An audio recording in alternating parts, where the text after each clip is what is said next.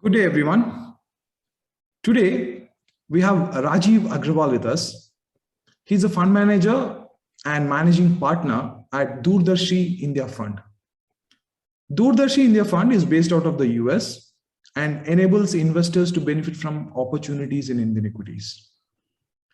Mr. Rajeev has been investing in the US and Indian equity market for 15 plus years. He follows value investing principles and finds that the Indian equity market provides wonderful opportunities for his style of investing. Prior to starting DoorDarshi, Rajeev was a technology executive focusing on the financial industry and has worked with IHS Markit, Goldman Sachs, Bank of America, JP Morgan, and Drashna Bank. Rajeev did his BTech from IIT Bombay and is an MBA graduate from IIM Calcutta. Rajeev, welcome to the Fund Manager series. It's wonderful to be here, RC, and thanks for inviting me. Great. Let's start with you and how was your education in India? How did you end up in fund manager industry? How did you figure out that managing funds is what I'm going to do? So we are all ears to hear your story. Sure. No, I think it's a very interesting story in the sense that what I find when I look back at my story, in our childhood, we get to know who we really want to be. And so for me, when I was in my high school, I was living in a joint family. So my grandfather and my uncle, they used to read newspapers and invest based on reading those newspapers. And that fascinated me. I'm like, wow, you can read newspapers, and they would be poring over the newspapers because that was the best way at that point to sort of learn about the companies. And so that was always a fascination for me. And so when I went to IIT, I had some freedom and I had a little bit of money, very little, but I had that money. And those were the years when Harshad Mehta boom was happening. And so I said, well, I know all that I need to know about investing. So I put whatever little money I had into the IPOs at that point. And I was obviously very excited about that time. And then within a year, the paper certificate I got, because we used to get the paper certificate then, was not even worth, the paper was not even worth, what I got in return. So I was extremely disappointed. I said, this is not something I can do. This is a total waste of time and effort. And I swore I will never investigate. So that's the journey, and I always feel that early on, if you have a setback like I had, that basically makes you a little bit better investor because you're a little bit more cautious. So for the next, let's say, a decade, I did not come anywhere near investing. And it is only in early 2000s that I came to know about Buffett and Munger. And when you read Buffett and Munger, you realize that the investing approach they talk about make a lot of sense, right? And so as you read about them, as you read about how they have been influenced by various mentors of theirs, and you read their approaches like Benjamin Graham, that was an approach that immediately made sense to me. Buffett always says, either value investing grabs you immediately or it never does, right? And for me, it was like, yeah, if you're buying a company at a discounted price, that would make the most sense. And the more I read about them, the more I felt like this is the way I want to live my life. And but it was a long journey from being completely uneducated in investing to getting to a point where you know a little bit and you keep improving. And so that is why over the last 15-20 years, I've been investing my own money and gradually building the confidence, because once your confidence is shattered so badly initially, it takes a lot of effort to sort of learn about investing. And I just felt that once I get to a stage in life where I don't have to work for somebody else, then that is what I want to do, which is to invest my own money, right? And so luckily, in 2016, I moved out of the corporate world. And I was all along investing for myself. And so I knew that I have an investment approach that works for me. And because it works for me, I felt very confident that I can move out of the corporate world and be on my own. I mean, that was the ultimate thing I've always wanted. Which is to be on my own and to spend the time the way I want to, right? And luckily, I was able to do that in 2016. So last 6 years has been a wonderful journey of being an entrepreneur. And then in 2021, I set up this fund, DoorDarshi India Fund. As you mentioned, it's a US-based fund and invests in Indian equities. So I am very bullish, and our firm is very, very bullish about the opportunities that we see in Indian equities. But that's a quick summary of the journey so far. Excellent. It's interesting, right now in the last 2 years in India, especially, we have had a lot of new demats getting open, a lot of young investors coming in. I feel they can resonate with what you felt back in the 90s at the peak of the Harshad Mehta scam. And I'm sure people who are listening to this will be reassured that, all is not lost, because I've heard my friends messaging me and saying, I'm never going to come back to the markets again. This has been a casino experience for me. So I'm sure, this will resonate well with the new age investors who have been burned badly. So to that end, do you think it's necessary for an investor to burn his finger before he realizes the importance of value investing? How do you look at, or what will be your advice to a young audience who are our primary listeners? What should be a few key things that they should keep in mind when it comes to investing? Yeah, so the first thing I will say with investing is, the markets swing widely, both towards optimism and towards pessimism, right? One should not feel too excited when things are going well, and one should not feel too let down when the markets don't do as well. And unfortunately, that pendulum swing will continue to happen, right? And so just be always mindful of the fact that you're never as good as the world tells you, and you're never as bad as the world tells you. You're somewhere in between, right? And your results tell you possibly. Right? So that's the first thing to remember, that a lot of the short-term achievements in the markets are because of luck rather than your skill, right? But it is only over a long term that your skill starts differentiating you from the luck. That's the first thing. The second thing is, a lot of people actually take ideas from other investors or speculators and invest. And there is a famous saying in the market, which is borrowed conviction is worse than borrowed money, right? So you should never invest based on borrowed conviction, right? You should do your own work. And once you do the work and you feel comfortable with the business, comfortable with the management and the valuation, those three things, that is when you should invest. Now, it may take a lot of work. And frankly, why should making money be easy, right? So the fact that if you're making money and it is very easy should actually make you very skeptical of why it is so. So do the work. If you understand the business, you feel confident about the management, invest as long as the price is right. Or keep watching. There is no compulsion that an investor has to invest at any given price. You can wait and wait and wait, as Buffett says, right? Because I think he gives the analogy of baseball in US, right? Where there is no all strikes. And so an investor should always be focusing on, do I understand the company well enough? Because you're ultimately buying a portion of the company. And if you don't understand the company, how can you decide what you will do when the company's valuation goes down or goes up? So I would say the second thing is understand the business, but also who is running it. And then the third thing I will say is, there is in markets the social proof. Things starts going on, and then there's this momentum that builds on top. And unfortunately, as you are saying, because of the euphoria, because people had a lot of time on their hands, and because the markets were doing well, everybody felt like now they are the next Buffett, right? But there's only one Buffett. So always realize that you should not judge yourself based on your recent past, right? But you should judge yourself based on how much work you have done and what your inner scorecard is. Like, what is it that you feel convinced about? The results can be all over the place, but if you know deep in your heart that you have not done the work, then I think that should be. So a lot of investing is all about patience, discipline, right? Those are the two main things. And anybody who has read Charlie Munger, which I will strongly recommend to newbie investors, or even seasoned investors, is just keep going back to Charlie Munger and Buffett. And Buffett has his annual letters, and Charlie Munger, the Poor Charlie's Almanac. And I think those two are sort of the Bibles, right, of our investing world, apart from Intelligent Investor, I would say. Just keep going back to those texts and keep relearning the lessons that these greats have told us. And one of the things which people don't realize is investing is a lot about reading. If you love reading, you can be quite good in investing because you are getting the mental models from all these various places. And the more mental models you can collect And the more you can break down the world into simple ways of reflecting and thinking about things, the easier it is for you to assess whether something makes sense or not, right? And so reading is a core part of being a good investor.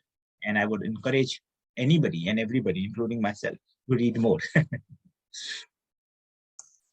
Excellent. I'll no, always my last question is for all my guests about book recommendations. So I'll come back to you for book recommendations other than the ones that you already mentioned. No, you mentioned that, Mr. Munger and Warren Buffett, the Oracle of Omaha, have been huge influences, in your life. And I think you were lucky enough this past annual meeting where you had an opportunity to ask him a question, and I believe they instantly offered you a job. Walk us through your experience. Yeah, no, it's wonderful. So first of all, I have been attending Berkshire meetings since 2017. So around this was my fourth meeting, because the last two meetings were not in person. And this was the first time, the day before the event, I was in some get together. And a friend of mine said, listen, why don't you ask a question? I said, I don't even know how to ask a question at the annual meeting. He said, oh, listen, do X, Y, and Z. And if you're lucky, you will get to ask a question, right? And I said, okay. And he said that because on the day previous, we attended a conference and I asked the person who was speaking a question. And so he said, oh, why don't you ask the same question to Buffett? I said, no, if I have to ask a question to Buffett, I will ask a question that might be much more relevant to Buffett, right? So anyway, so I did not till the night before, I had no inkling that I will be asking any question. And so in the morning, this time I actually visited Omaha with my family. So my wife and my two kids were there as well, first time. Okay. And so we reached late. Normally I would get up and be in the line by 5 a.m. But with the family in tow, we reached by around 6:50, and 7 o'clock is when the doors open, right? So we just reached in time. Luckily, there was not as many people on the around the door, so we actually were able to get in. And as we were going in, as you would have seen, it is in a big arena, right? And so we all want to go and sit on the floor, not on the sides, right? So as we are going in, we saw somewhere a sort of a booth, right? With a mic. And so I told my family, I think that is the place to stand and ask a question. So we first quickly grabbed the chair, because that is what you do when you enter. Otherwise, you won't get a good chair or seat, right? And then I came back to those guys and said, oh, what is the process if I have to ask a question? He said, listen, you just write down your name and you'll do a lucky draw. And if your name comes in, then you get to ask a question. I said, okay, that's good. And this friend of mine said, listen, there are many different booths in different places in the arena, right? So you can try different places and sort of try to ask a question. So we gave, in one place, I gave my name. In another place, we gave my daughter's name. So that is how we first entered. And then when the draw happened, in both the booths, in one booth, I was the first selected for the asking the question. In the second booth, my daughter was the first selected to ask the question. So both of us got lucky. And now once we knew that we have been selected is when the question was, what are we going to ask him? So till then we had not even thought about, because we were not sure, what is the probability that we will be selected. But I have been thinking, listen, if I were to ask him, I just feel that Buffett is such a good market timer. He always tells us that he is not timing the market, and it is not about like, today I will buy. No, that's not how you time the market. But the point is, obviously he's doing certain things. And one of the things that he explained in his answer, and actually, let me just take a step back. So to describe the experience, so what happened is, so I went to this booth. I think it was booth number 2 or 3 in that order. And so what happens is, near the booth, there are like 2 or 3 chairs. You have to sit there. So the number one speaker will sit first and so on, right? And because this time Buffett was taking a long time answering every question, it took a little while for my turn to come. And this is the first opportunity to really speak in front of so many people. And so there was nervousness, but also it was pretty interesting. Once I started speaking, I had the phone, I had written down the question on the phone, and then I said, okay, let me ask. And this guy said, speak loudly. The person who was near the mic, the person who was coordinating, he said, listen, speak loudly so that Buffett can hear it. I said, okay. And once the light turned on and you are like, okay, watching the phone and you're trying to ask the question, And I felt like, listen, I was doing okay, speaking slowly and asking sort of loudly as well. And to an extent, I was expecting how the answer will be. But of course, his response surprised me and surprised a lot of people, because he said, listen, the question is so good, I would like to offer you a job. I'm like, wow, okay. And my reaction was, listen, I will take it. Of course, that was said in jest. And so, no, it was a great experience. I think his answer was exactly what I was expecting, which is that he does, well, he does not say that he times the market. He times the market based on the opportunity. If there are more opportunities, he will obviously buy, and it might look like he's timing the market, but he's not. What he's doing is seeing what are the opportunities, how compelling are they, and is it the best use of my money? And if so, he will deploy the capital, right, at the time when the markets are down, because the opportunities are the best then, and therefore you will end up doing well with those opportunities.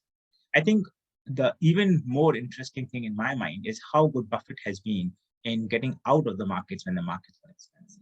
So it's not just buying the markets, which is interesting.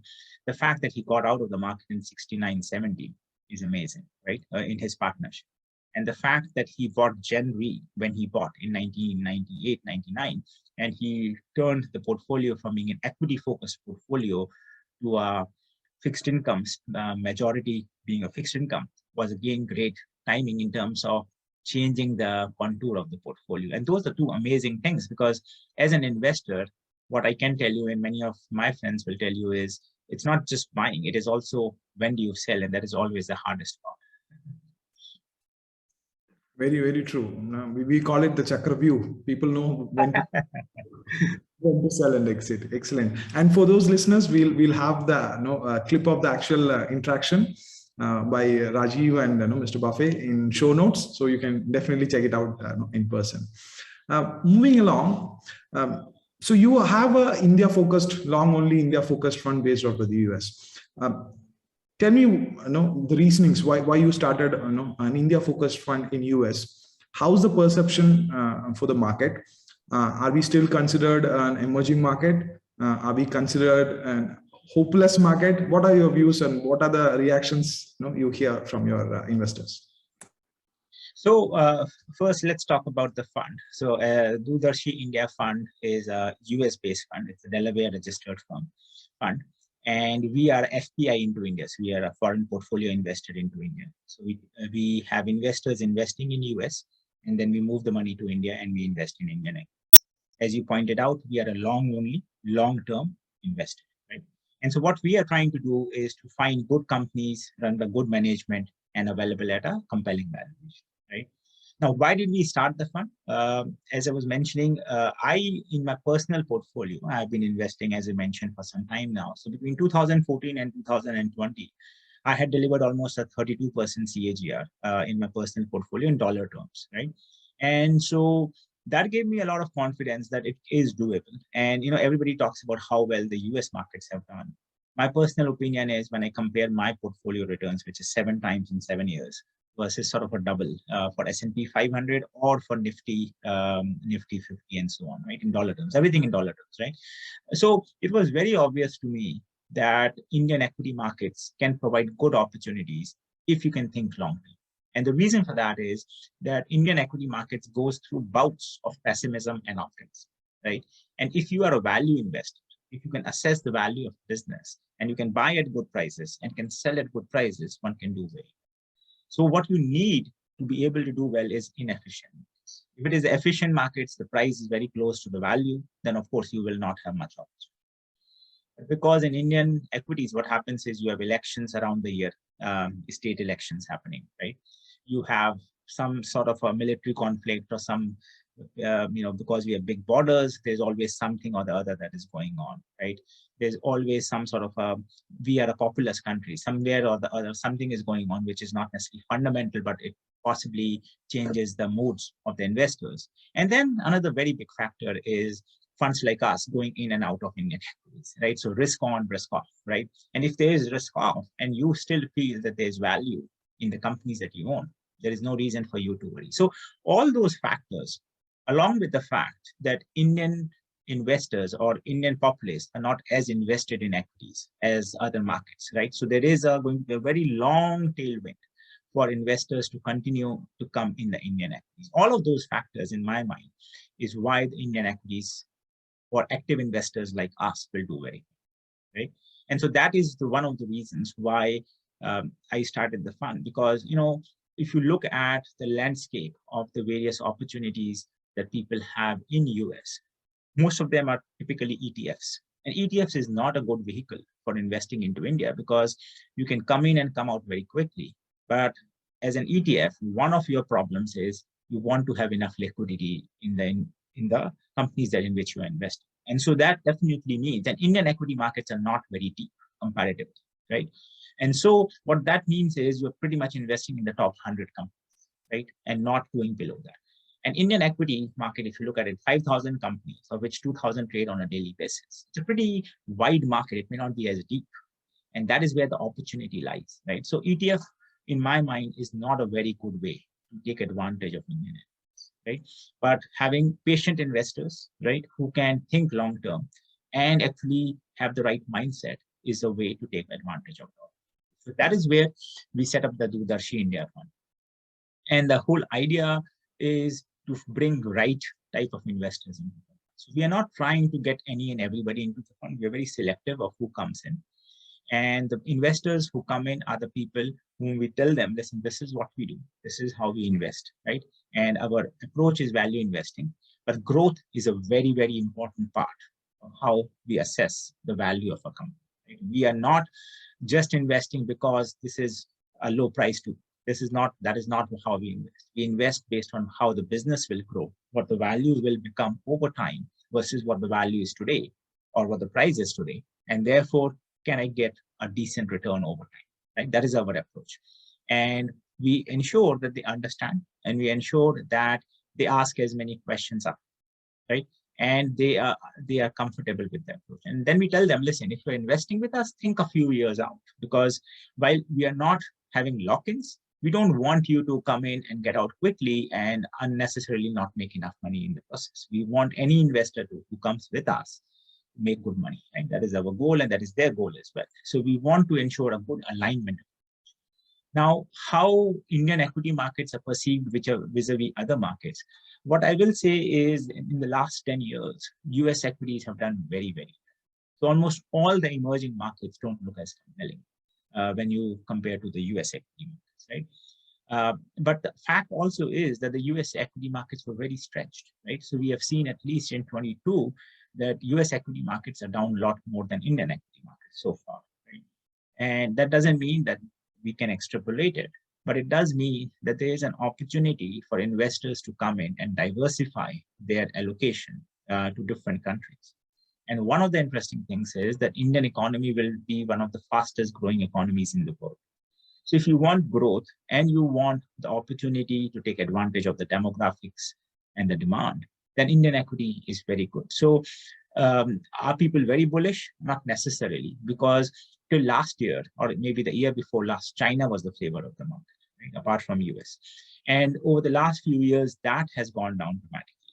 And what I expect is over time, people will figure out what are the other markets. My personal opinion is in the next 10 years, I'm not talking about the next year or two, but in the next 10 years, India will become what China was for the US investors, which means that everybody who wants to have an international exposure will want to have an exposure to India. And that is where I think if we can start right, we can invest with the right investors, we can deliver the good returns. What we are trying to build is a track record of success.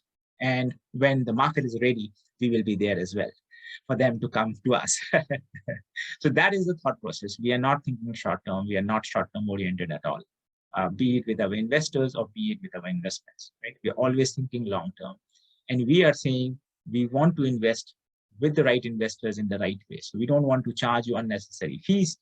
We want to have alignment of incentives, and then we want to do well over the long. That's how we are thinking. Very insightful, very insightful. Sticking on to the India theme, you mentioned, next 10 years or great tailwinds ahead. Instead of talking about any specific stocks as such, What, according to you, or which sector or industry vertical, according to you, is going to see the maximum impact in India in the next decade?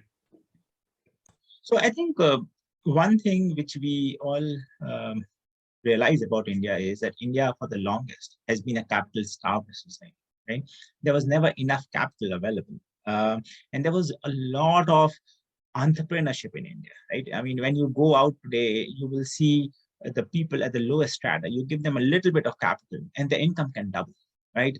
Because they're just so starved of capital, and so I think opportunities of getting capital, deploying capital will be a huge opportunity. And therefore, I think the financial sector will do very well. You are seeing the opening up of the financial sector in a way that very few could have imagined, right? And so I think the whole spectrum, be it banking, be it NBFC, be it MFI, be it payments, you just look across the board. I think the amount of innovation and opportunities that are getting generated in that sector is quite amazing. And I think that is a long-term tailwind, because Indians have not had enough capital. Finally, that capital is getting freed, and the cost of capital is coming down. The other problem always in India has been the cost of capital was so high. You could only justify the very top of the projects. I think that is changing. So the cost of capital is coming down, and so I think we will have this tailwind. And then, of course, in the financial sector, we all understand that the asset quality, which was pretty weak earlier, has become a lot better. There's a lot more capital buffers now available. The capital adequacy is very high. So I am very, very bullish, both because of the opportunity, but also because that sector has been beaten up in the recent past. If you look at what FPIs have been doing, they've been pulling money out. And where have they been pulling money out from? They've been pulling money out from the financial sector, because that is where the biggest allocation was. So what that has done is that the valuations or the prices have come down quite a bit, even though the future prospects look really good. So right there is an example of an anomaly that presents from time to time in the market. So that's one area which I feel will do well. If I look in the next decade, I think the Indian IT engine will continue to do well. Information technology, I think you have limited opportunities to find, or limited source of new human talent, right? But in India, we have a lot of such talent. And increasingly, as the industry becomes location agnostic, and that is what we are seeing, I think we will see more and more opportunities for Indian companies, and also the whole startup ecosystem that is developing. Now, in the startup ecosystem, my opinion is that there is a lot of frothiness. There is just too much capital chasing too few ideas. And so that is slightly different, but just look at IT services or possibly new innovation and new ideas. There will be a lot of that. And I think that will be, again, one of the very interesting areas for Indian economy and opportunities. The third one I will say is real estate sector. I know the real estate sector has been down, and it possibly is a consensus trade as of now. But there are pockets of opportunities in real estate. Real estate for the last decade has done nothing. So I came back to India in 2012. And at that point, everybody told me, listen, buy real estate. And I said, well, if everybody's buying real estate, I don't want to. And that was a good decision. But now, decade hence, 2022, I think there are a lot of inherent demands, because people have not really bought too much of especially the residential real estate I'm talking about. Because in residential real estate, people want to have a little bigger houses as they're working from home. I think the affordability index is the best it has been in a long time. And the competition among the real estate players have come down. So there are not as many real estate builders as there were in the past. And suddenly you basically see that the players who have survived are not only stronger, but people also want to come only to them. So I think there is suddenly a tailwind in the real estate sector. And that is the third sector, I would say. I mean, I can tell a few more, but those are the top of mind right now. Insightful as usual. So, sort of a fun question. If I were to ask you to do a crystal ball glazing, if you were to have one more long only country specific fund other than India, which country or which breakout nation and why? Yeah, I think that answer is very easy. The answer is US. And absolutely, I think US will continue to do very, very well. One thing that had made me nervous in the recent past was the valuations in US. And I think now, as the valuations have compressed, I think the opportunities in the US equity market are also pretty amazing. Now, the difference is that the US equity market is a slightly more efficient market as compared to Indian equities. And so therefore, you have to be you have to time your purchases in a careful manner, right? But just as Indian equity, US equity will also grow, especially in the technology space, in the new age space, right? And that is where, given the company's valuations just went over the top, I think it is really, as those valuations become a little bit more realistic, I think one can do very, very well. And there are some of these companies which are monopolies pretty much, right? And they are available at a reasonable valuation, given what has gone on. So, and the interesting thing is the best companies in the world want to list in US because they want to have that aura of being listed on an IC or a NASDAQ. And that allows you to have access to the best ideas. And then you can say which places you want to go. We are not trying to look for 100 companies. We need like 5, 10 companies, 20. So it's not that difficult to find good companies at good prices. And in the US, I think what is interesting is management in general is a lot more aligned, not aligned necessarily, but management, you don't have to worry about the corporate governance issues. You do have to worry about the dilution from options and how big is the pay packet and all of that stuff. But in terms of the corporate governance, are they going to take money away out of your pocket? All those things are less of a worry, right? So I think absolutely beyond India, I am very bullish on US, though I would not start buying aggressively right now. I think the increase in rates, and again, to some extent, I'm showing you, I also try to look at the macro and the micro before making investment decisions. And I think in the short term, it seems like there will be some headwinds because of the increase in rates and the fact that the US economy in general is highly levered economy. Everybody has a little bit too much debt. And so as the debt rates go up, that may impact people's ability to service it. And that may impact how the economy behaves. But I think long term, there is no question. US economy and US stocks will do very well. Interesting.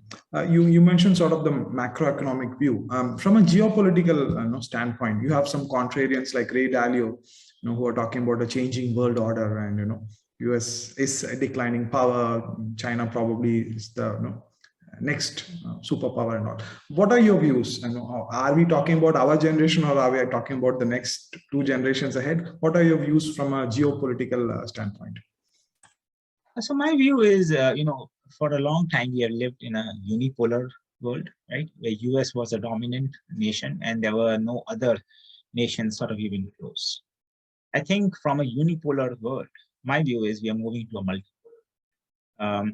And that multipolar world will have a few nations who will do well. And I think that will be US, that will be China. I would put India in that same category, frankly. May not be necessarily in my lifetime, but maybe after. But I do think that these 3 countries are going to do very well over time. Now, the question is that with democracy, there is always a push and pull, which is both US and India, right? We are democratic and we are having democracy. And in China, you have a communism. And so the question will be, is that communism going to help the people or is it going to go against the people? And that will determine how China is, right? If the people continue to like that governance system and everybody's comfortable with that, I think China will continue to do it. I think there's no question from an economic engine perspective, they have the engine going.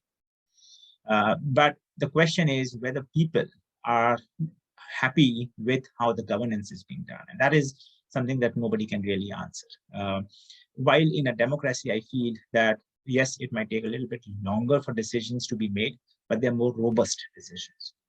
In a communism, that may not happen. And so the pressure might keep building until it explodes. And so whether it explodes or it gets harnessed in the right manner is something only time will tell. But I would assume that we move to a more unipolar world, and we move to a world where there are a lot of opportunities for countries because the distance will become less and less meaningful. And it is your ideas and your ability to bring value into the system which will make you whether you are successful or not.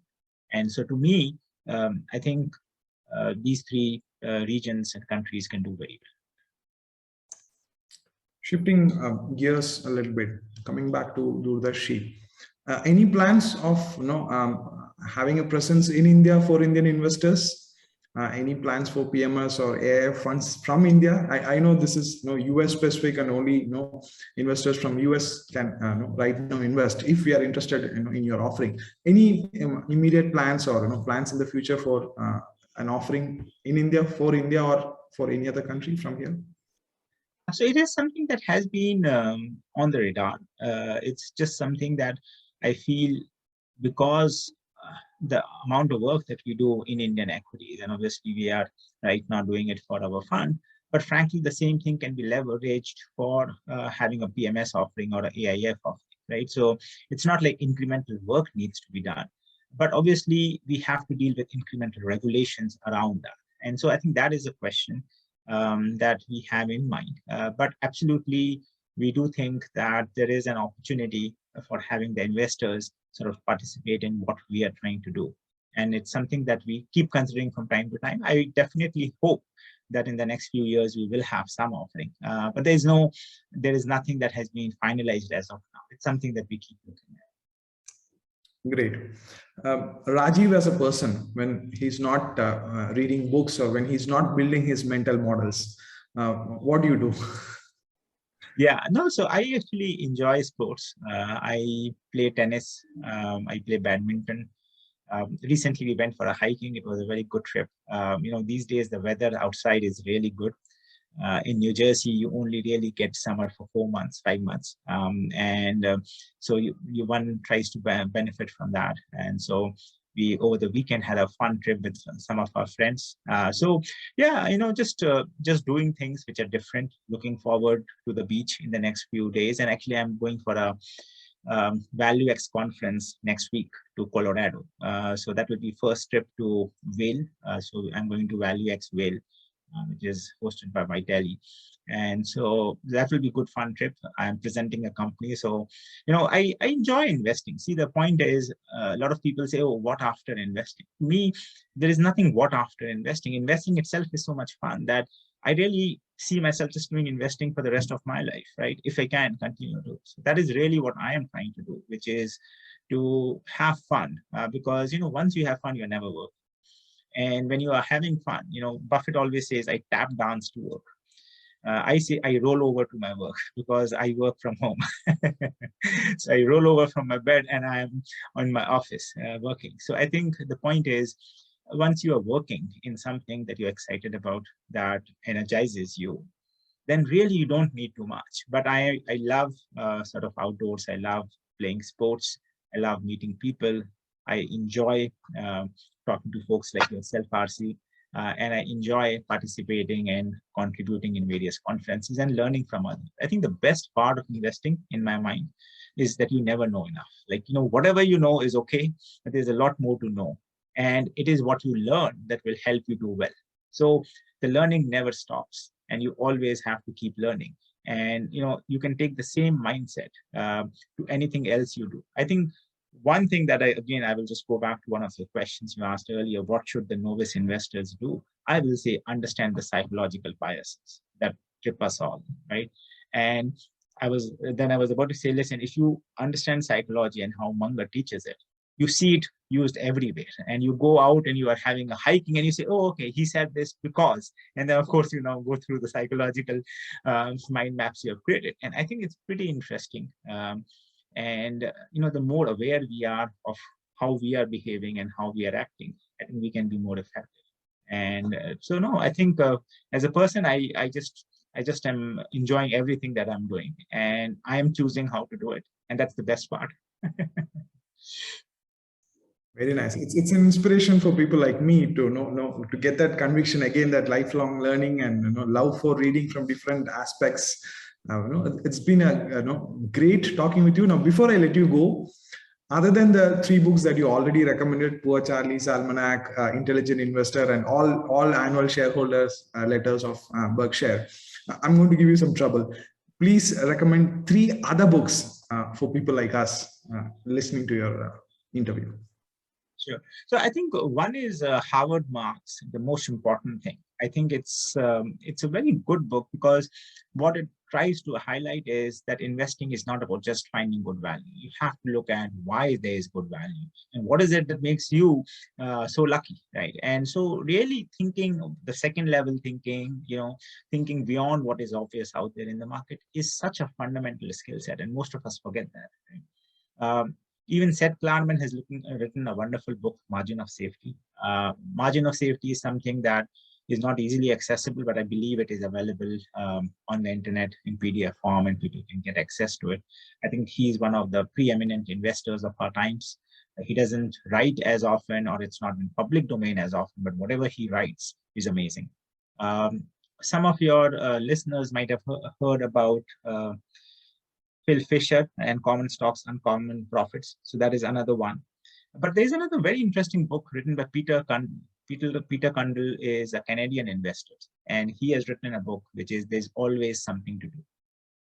I bought it on Kindle, and it's a great book in terms of, and he says always change a winning game. So if you're doing well in something, don't just stay there, do something else, because whatever is winning possibly is already reaching its peak. So that is, and then I can also tell you a few good non-investing books, because I do think we become better if we are looking at non-investing books as well.